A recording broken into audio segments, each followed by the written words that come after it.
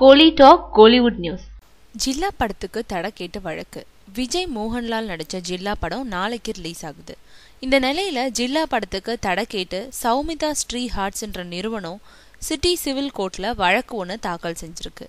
அந்த நிறுவனம் தாக்கல் செஞ்சிருக்க மனுல சொல்லப்பட்டிருக்கிறது, தெலுங்குல வெளிவந்த பஹிரதா என்ற படத்தை தமிழ்ல ஜில்லான்ற பெயர்ல டப் செஞ்சு வெளியிட முடிவு செஞ்சிருந்தோம்.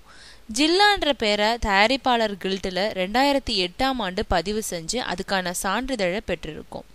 இந்த நிலையில இதே பெயர்ல விஜய் நடிச்சிருக்கும் ஒரு படமும் ரிலீஸ் ஆக இருக்கிறதா பத்திரிகை விளம்பரங்கள் வாயிலா தெரிஞ்சுக்கிட்டோம். ஜில்லான்ற டைட்டில் உரிமை எங்க கிட்ட மட்டுமே இருக்கு. இதே பேர்ல படத்தை வெளியிட்டா எங்க படத்துக்கு பாதிப்பு ஏற்படும்.